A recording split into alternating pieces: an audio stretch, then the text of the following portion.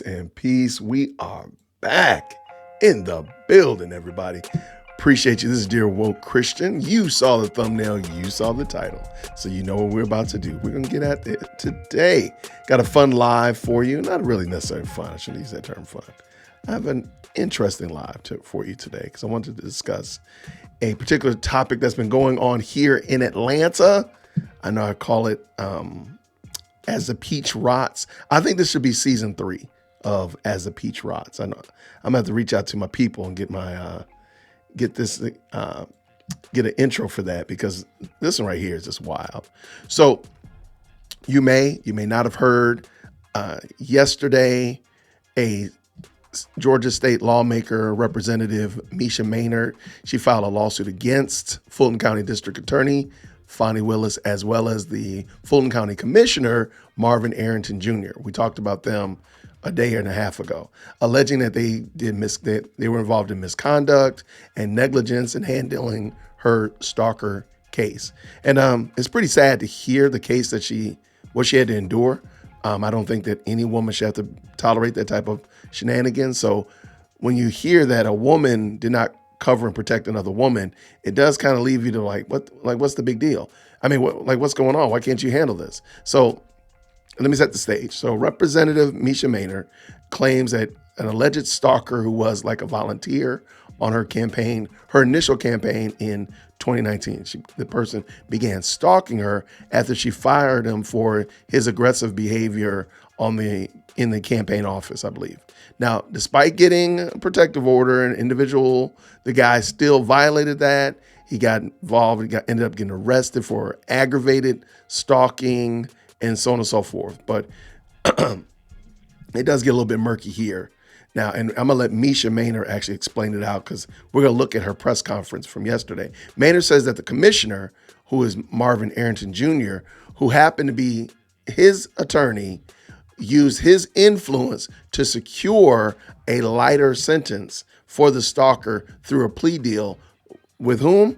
Fani Willis, before Fani Willis took office as DA. Now, let's keep it going.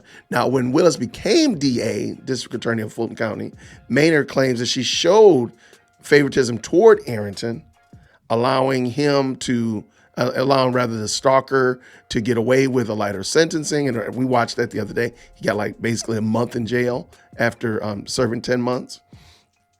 Ultimately assaulted, and he ultimately ended up assaulting her in, I think, 2021, so almost 3 years ago. Now, this is where the lawsuit comes in.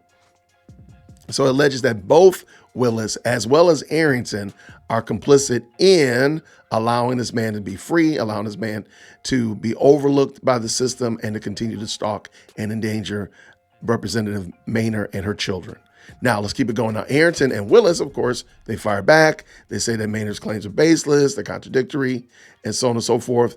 I think that Willis claims that though the evidence hasn't been seen and they haven't been served lawsuits yet, that they are confident that they're nonsensical, they're baseless, and a waste of time. And that's basically where we are. So yesterday, Mesha Mainor had a press conference in the Georgia State Capitol, and I thought it was really good. I was a little bit disappointed, and I'll tell you why.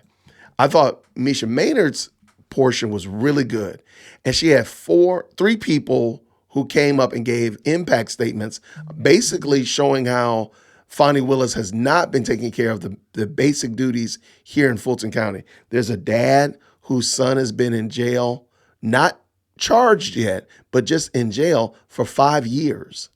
That's crazy. That's 60 months, man. That's insane. So he came up and gave a witness impact statement. There's a young lady, her name is L.A. Pink, I think, and she gave an impact statement about what's going on with the homeless population on the streets. And then lastly, a young man who was a victim of a crime but ended up being charged for said crime, even got a felony charge and ended up being fired and all kinds of stuff like that. And he cannot get any kind of remedy. So those three people there at the end of Mesha's press conference, they gave their impact statements. I thought they were very compelling. The only reason I cut them out is because for whatever reason, the newscast that I had, the last portion of the impact statements, was cut off. And I couldn't find the full thing. And it just ended like on a very low crescendo. And I was like, wait, this is crazy. So it almost ruined it. So I just pulled up Mesha Mainor's. I thought it would be helpful for us today, just to look at it. And we've talked about this before. This is some of the corruption that goes on in Fulton County and here in Georgia. It is kind of sad to see this kind of stuff going on, because this is a Black woman that is pleading to another Black woman to provide her the proper service and justice that she's looking for, and she's not getting it. So I thought it was pretty wild, and I just want to bring that in. I'm sorry, Shara. I'm sorry. I have a recording at the studio at 11. I'm trying to get done. Oh, Shara, come on. Can we still be friends, though? All right, let's pull this in. We're going to talk about it real quick. So did we do it right, Jason? Let's see if we did it right. We did not do it right. We did not do it right. All right, let's try that again. Where is it? I'll tell you, man. This is that part where we got to cut that out. All right, here we go, right here. Commission is evident due to the actions of the Fulton County District Attorney's Office. All right, so this is from yesterday. And again, I thought this was a really interesting press conference. If you're interested in all of this kind of stuff, especially victim advocacy, I thought this was really insightful. So let's let her tease it out. She explains her story again, kind of like she did on the Judge Joe Brown video. And so let's let her do that. Let's go. Commission is evident due to the actions of the Fulton County District Attorney's Office. My lawsuit against Fani Willis, Marvin Arrington, and the Fulton County Ethics Board stems from this necessity. Stalking, often misunderstood, involves repeated, unwanted behavior causing fear or distress. It's a serious issue affecting millions annually, with most victims knowing they're stalkers. The Netflix documentary, Can I Tell You a Secret?, sheds light on this issue. Stalking behaviors include harassment, intimidation, and even violence. Despite its prevalence, misconceptions persist, hindering support for victims. Stalkers exploit various tactics, from relentless calls to spreading rumors. They often target former partners and engage in something called proxy stalking, which involves third parties. Victims endure emotional trauma, and the risk of violence is significant, especially with intimate partner stalkers. The failure to address stalking perpetuates the cycle of abuse, highlighting the importance of legal measures like the Prosecuting Attorney's Qualification Commission, or PAC. It's crucial to support victims and hold accountable those who neglect their duties, ensuring justice for everyone. Stalking is repetitive. Stalkers create a pattern of repeated unwanted attention and contact towards a person. It's an obsession I don't believe they themselves even realize. Their focus is unrelenting towards the victim. A stalker harasses and intimidates a person over and over without ceasing. Examples of stalking are showing up at someone's home or their job uninvited. If Fani Willis investigated my case, she would have spoken to my secretary at the Emory Healthcare, who would have shared with her, my stalker repeatedly came to my job to harass me. Repeatedly calling victims at unreasonable amount of times. It could be up to 50 times a day, but they'll make up excuses or lie as to why they had to call you 50 times. Stalkers will cash app you money unsolicited, and you have to block them from sending you money. Stalkers will repeat. I don't know. That is crazy. That is wild. Hold on one second. Yeah, that's wild that they would send money. Man, that's crazy. But the 50 calls was just, that's lunacy right there.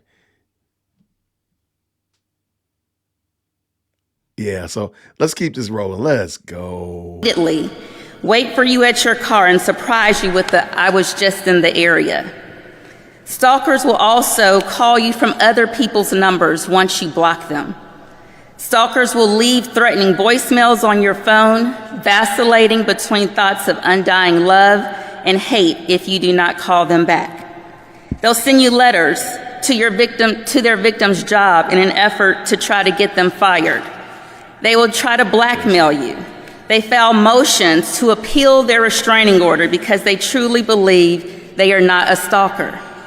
Stalkers get other unknowing and knowing third parties to harass and intimidate you. Proxy stalking. Stalkers will stalk former spouses, friends, sexual partners, or people they sexually assaulted. They spread rumors about their victims, and they do everything they can to belittle and humiliate their victims. Once they realize they can't have you, disgust for their victims sets in, and they try to destroy the person's life. When people repeat rumors they heard from a stalker, they are unknowingly participating in stalking the victim. There are approximately 13.5 million victims of stalking in the United States every year, and I want to give you a few stats. All right, so before we get too far, I see a couple comments, please forgive me. Tawanda says, and put that right there. Tawanda says, you have to have a strong back to deal with people in the government. I'm praying for this young lady. Absolutely. And Independent Male, shout out to Independent Male. Good to see you, brother. Grace and peace. He says, hey, I was just in the area, so I appreciate you stopping by, man. Thank you for hollering at your guy. I appreciate you. All right. So she's laying out the case of what stalking is, how they go about it, so on and so forth, which I think is helpful. And then she's going to explain how she feels that Fani and Marvin Arrington dropped the ball, so to speak, and how they support her. So let's go. 67% know the person stalking them. They aren't strangers, as most believe. 1 in 3 women and 1 in 6 men are stalked. 16% of transgender people, 9% know their stalker from work. 75% receive unwanted calls. 57% have their stalker show up unexpectedly. 52% are surveillance. 40% are targeted by intimate partners. They threaten to share intimate images of their victims. 74% of former intimate stalkers report violence. 1 in 5 use weapons to threaten or harm their victims. It increases for intimate partners by 3-fold to make it a fatality. 22% of them will post inappropriate things and personal information of their victims online.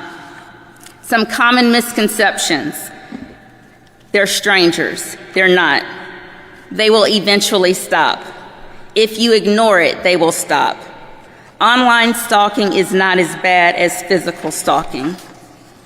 For those listening, there's a 24/7 National Domestic Violence Hotline, which is 1-800-799-SAFE or 7233. There's also a 24/7 National Sexual Assault Hotline, 1-800-656-HOPE.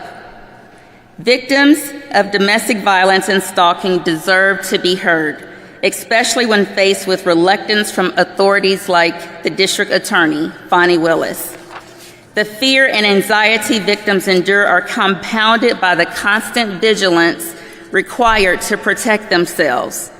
In my own experience seeking justice from Fulton County DA Fani Willis, I discovered concerning actions that were brought to my attention from an investigative reporter. It revealed... All right, so here, I think she's done a fantastic job of laying out what were the problems and what are the statistics and remedies, if you will. And now she's getting into the weeds of her own particular case, which I think is really compelling. Pay attention to, they were wild, man. Again, this is all allegedly, but my goodness, in the morning, they were wild. Watch this. Collusions between my stalker, aided by Fulton County Commissioner Marvin Arrington, who also served as my stalker's personal attorney.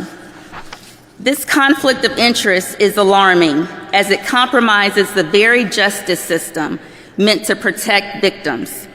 Despite presenting numerous witnesses, DA Willis did not interview one single witness. Over 20 were presented, including my pastor after he joined my church. Yeah, her stalker actually joined her church. That's wild. Look, that's wild. That's wild. That's insane. Yo, that is craziness. Thank y'all so much, everybody who stopped by this morning. I really do appreciate Queen Fab and Costa Chameleon. Always good to see Shara. Y'all, we done got Q in the building as well. Thank y'all so much for stopping by. Independent Mail, as I said before, as well as Tawanda. I thank each and every one of you all for stopping by, checking it out. And give me your thoughts. What do you think about Lady Mesha Mainor's complaint against Fani Willis and Marvin Arrington Jr.? What are your thoughts on it? Drop it in the chat. I appreciate it. Let's go. This pattern of neglect and misconduct persisted, violating my rights under Marcy's law as she offered a plea deal without consenting me. The passage of the Prosecuting Attorney's Qualification Commission is a vital step towards accountability, providing recourse for citizens failed by the system. This is actually, and a lot of people were asking about the bill and the commission that Governor Kemp here in Georgia recently signed. And that is it. It is the Prosecutors Action Committee. I'm sorry, I might butchered that a little bit. But what it is it gives us an opportunity as people to say, hey, the prosecutor in my county, the prosecutor in my jurisdiction is not doing his or her job properly. And again, like I said, there's a dad standing there who has a son that's been in Fulton County Jail for 5 years and hasn't actually been charged with anything. So that would be an example of her not doing her job. But let me go back and let her go. Including my pastor after he joined my church. This pattern of neglect and misconduct persisted, violating my rights under Marcy's law as she offered a plea deal without consenting me. The passage of the Prosecuting Attorney's Qualification Commission is a vital step towards accountability, providing recourse for citizens failed by the system. Fulton County Commissioner Marvin Arrington chose to take a stalking case against a state representative, all while he oversees and appropriates funds to the DA's office. As a criminal defense attorney, Fulton Commissioner Marvin Arrington defends his clients in the same courtroom he appropriates and has unlimited access to the judges. DA Willis is charged to represent victims in Fulton County, the very people Commissioner Arrington's private clients seek to dismiss claims against. Two attorneys, family friends, law school classmates, opposing each other with one having the authority to chop up charges to benefit the other, and one with the authority to vehemently advocate for funding. A perfect storm for an unknowing victim. During jail calls, Commissioner Arrington and my stalker plotted various actions. If anybody has access to the full jail calls, I've heard clips of them and I don't like the clips. I want the whole thing. If anybody has access to these jail calls that she mentions, they're pretty bad. Let me back up just a little smidge so you can get a chance. If anybody has access to them, dearwokec@gmail.com. I would love to hear them and use them in a discussion, because the bit I heard was pretty bad, but I need the context because I don't understand the context of what they were saying. But it just seemed like snippets on the local local news. But let's let it go. Let's go. Law school classmates, opposing each other with one having the authority to chop up charges to benefit the other, and one with the authority to vehemently advocate for funding. A perfect storm for an unknowing victim.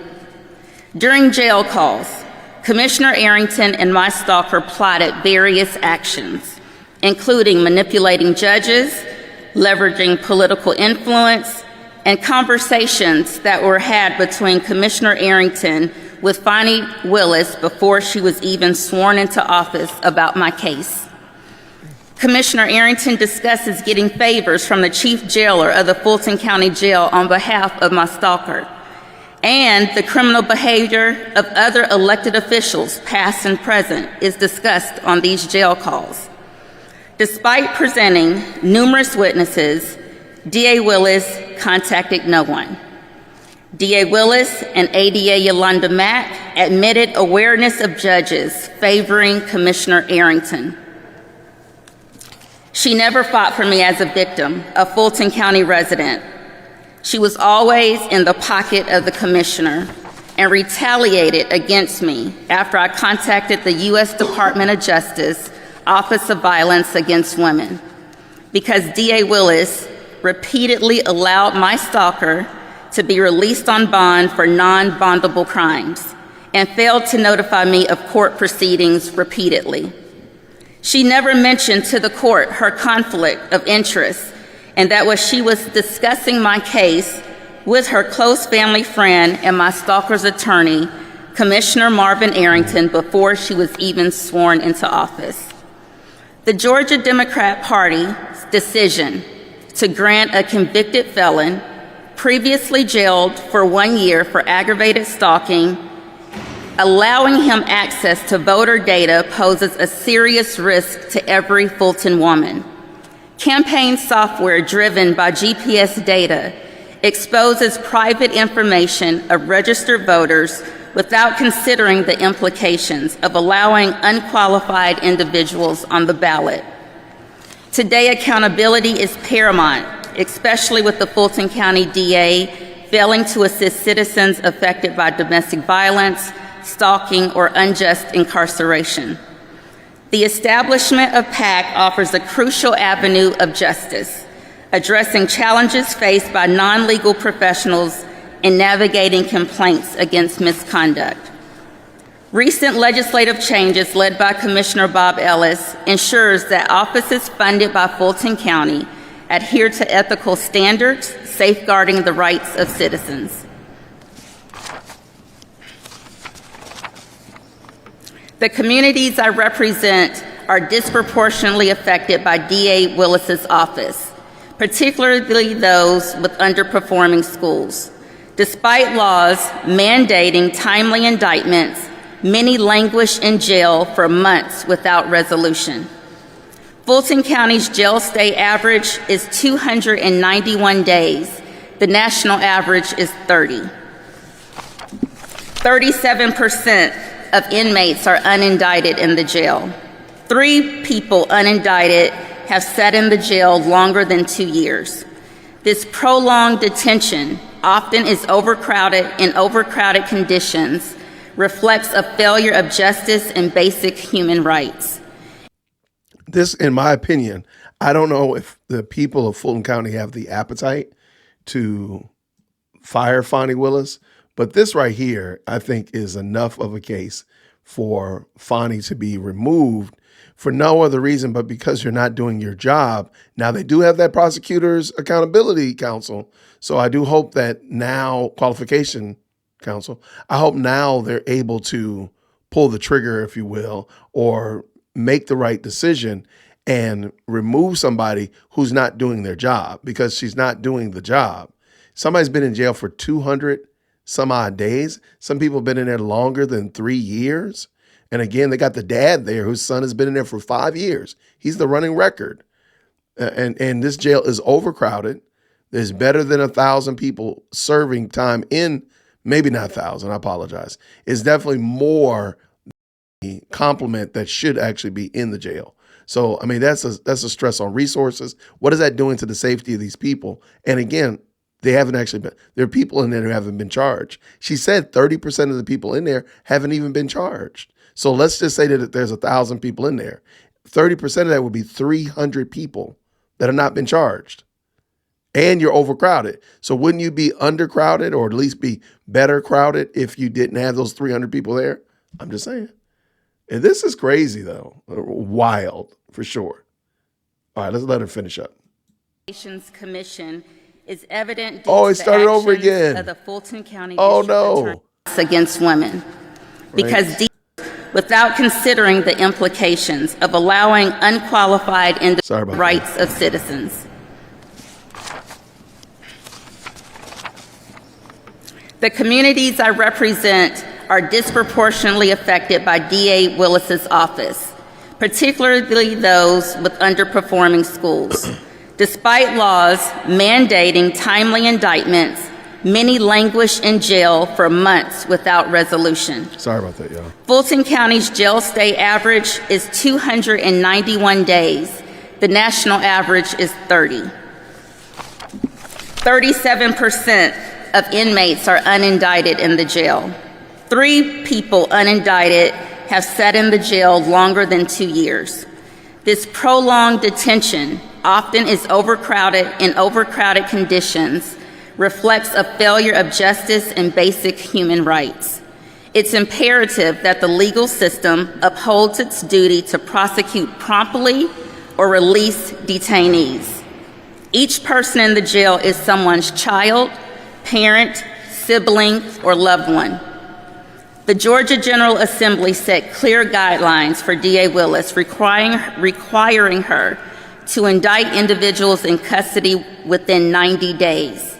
Those arrested without bond must have their case presented to the grand jury within the same time frame.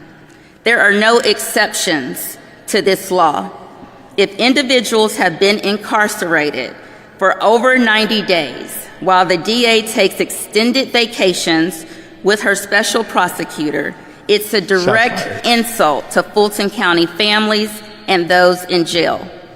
Consider this: sleeping on the floor for 2 years without facing a judge is not justice. It's a glaring example of inhumane neglect, which the law is designed to rectify, either prosecute or release.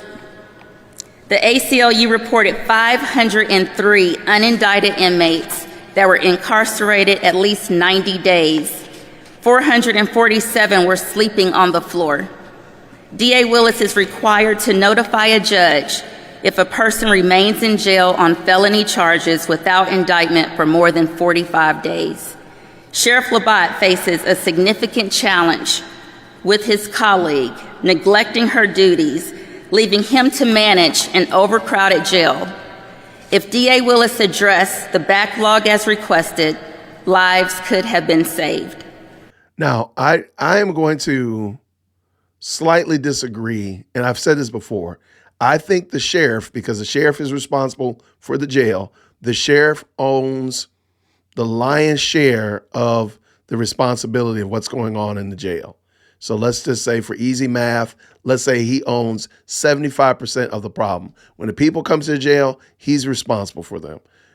I'm going to put 25% of that on Fani, because there are people in the jail and people coming into the jail that probably don't need to be there, that don't have an indictment. 90 days is expired. They've been there cooling their heels for entirely too long. If you're not going to indict them, then that needs to happen. But if you can't indict them because you're understaffed, then therein is a problem, because you've been spending money on other things that don't make sense. And I think that's where the problem comes in. So that's where I'm kind of conflicted, because I think both people are responsible for the jail. But I don't think the sheriff is responsible for the people that Fani arrests or that the DA isn't prosecuting.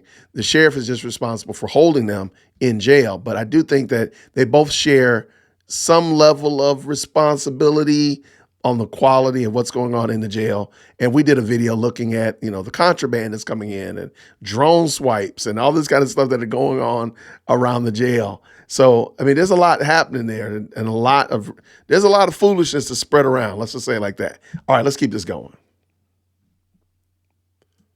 Everyone deserves justice. By the end of 2023, 90% of the people in custody were Black. This is not a time to give awards to people for failing to do their job. The Georgia General Assembly enacted a law mandating bail amounts to reflect a defendant's income. Excessive bonds can be rectified swiftly under these laws. Mismanagement in the DA's office shouldn't jeopardize someone's livelihood. Before I go to the next speaker, I want to say one last thing. DA Willis, backed by Commissioner Arrington, has spent millions prosecuting 2 celebrities. This allocation of funds adversely impacts the residents I represent.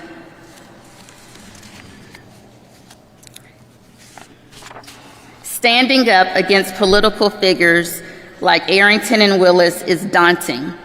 Living in a system that feels broken and corrupt and facing retaliation for protecting my family is disheartening. Yet I am supported by brave individuals that were not scared to stand next to me. There are also many brave individuals that have been contacting me about their stories.